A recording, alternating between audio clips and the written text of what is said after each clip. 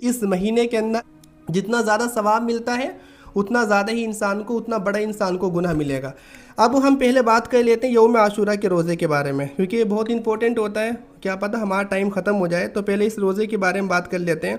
پہلی حدیث جو مسلم شریف کے اندر آئی ہے اس روزے کے بارے میں، حضرت ابو قتادہ فرماتے ہیں، صحیح مسلم کی روایت ہے کتاب الصیام کے اندر، ان رسول اللہ صلی اللہ علیہ وسلم سئل عن صوم یوم عاشورہ، کہ اللہ کے نبی علیہ الصلاۃ والسلام سے یوم عاشورہ کے روزے کے بارے میں معلوم کیا گیا، تو آپ نے فرمایا یکفر السنۃ الماضیہ، کہ اور ایک روایت کے اندر آتا ہے انی احتسب علی اللہ ان یکفر السنۃ التی قبلہ، کہ جو انسان بھی یوم عاشورہ کا روزہ رکھتا ہے 10 محرم الحرام کا، 10 محرم الحرام کا جو انسان بھی روزہ رکھے گا اس کے 1 سال کے پچھلے گناہ معاف ہو جائیں گے، 1 سال کے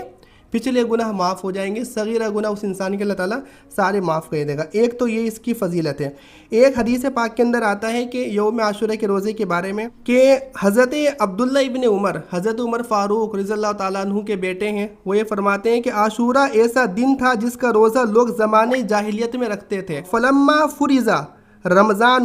جب رمضان فرض ہوا تو اللہ کے نبی علیہ الصلوۃ والسلام نے فرمایا ان عاشوراء یوم من ایام اللہ، کہ عاشورے کا جو دن ہے وہ یوم اللہ ہے، اللہ کا دن ہے، عاشورے کا دن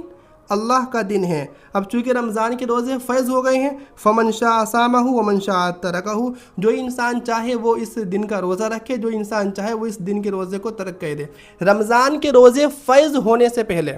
کتب علیکم الصیام کما کتب علی الذین من قبلکم یا ایھا الذین آمنوا سے سٹارٹ ہوتا ہے، پھر لعلکم تتقون پہ یاد ختم ہو رہی ہے دوسرے پارے کے اندر، کہ رمضان کے روزے فرض جب تک نہیں ہوئے تھے اس سے پہلے اللہ کے نبی علیہ الصلوۃ، حدیث کے مطابق یوم عاشورہ کا روزہ ایسے ہی فرض تھا جس طریقے سے آپ کا رمضان کا روزہ فرض ہے۔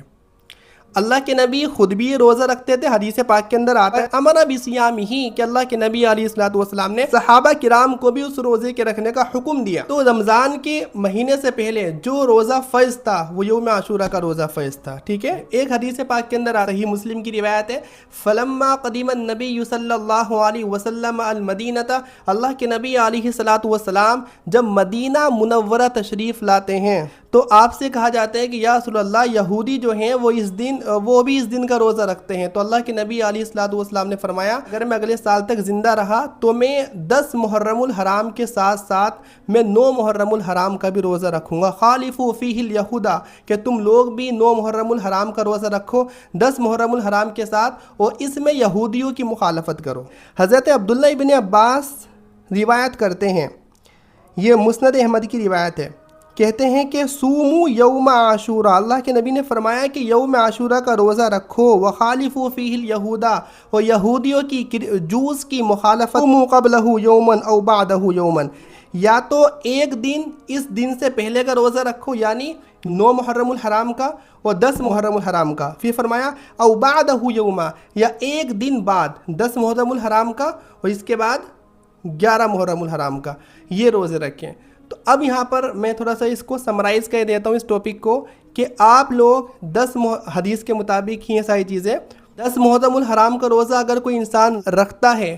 یہ بھی اس کے لیے پرمیسیبل ہے، صرف 10 محرم الحرام کا رکھ سکتا ہے، لیکن اگر کوئی انسان 10 کے ساتھ 9 کا بھی رکھتا ہے روزہ تو یہ بھی اچھی بات ہے، جائز ہے یہ بھی، اور کوئی انسان اگر 10 کے ساتھ 11 کا رکھتا ہے یہ بھی جائز ہے۔ یہ کنفیوژن مائنڈ کے اندر نہیں آنی چاہیے کہ یار 10 کا رکھا تو روزہ ہی نہیں ہوا کیونکہ ساتھ میں 9 کا نہیں رکھا، اور 10 کا رکھا روزہ ہی نہیں ہوا ساتھ میں 11 کا نہیں رکھا، یہ کنفیوژن ہمارے مائنڈ کے اندر نہیں آنی چاہیے، ٹھیک ہے۔ اب بہت امپورٹنٹ بات جو آپ کو یوم عاشورہ کے دن پہ کرنی ہے، یہ آپ ضرور کیجئے گا انشاءاللہ، اس سے بہت فائدہ ہوگا، ہم نے بھی اس کا ایکسپیرینس کیا ہے تو اسی کے بیس پہ آپ لوگوں کو بتا رہے ہیں۔ بیہقی کے اندر یہ حدیث آئی ہے، طبرانی کے اندر یہ حدیث آئی ہے، اور بھی کتابیں ہیں تو ان کتابوں کے اندر بھی اس حدیث کو کوٹ کیا گیا ہے۔ حضرت جابر سے روایت، بہت امپورٹنٹ حدیث میں آپ کے سامنے بولنے جا رہا ہوں، حضرت جابر سے روایت ہے، جابر بن عبداللہ فرماتے ہیں کہ سمعت رسول اللہ صلی اللہ علیہ وسلم یقول، میں نے اللہ کے نبی علیہ الصلوۃ والسلام کو سنا یہ کہتے ہوئے کیا، من وسع علی نفسہ، کہ جو انسان اپنے اوپر واہلہ، اپنے گھر والوں پر یوم عاشورہ، عاشورے کے دن 10 محرم الحرام میں وسعت کرتا ہے، وسعت کرنے کا مطلب کیا ہوتا ہے؟ مطلب اس دن وہ زیادہ اچھے طریقے سے گھر والوں کو ٹریٹ کرتا ہے،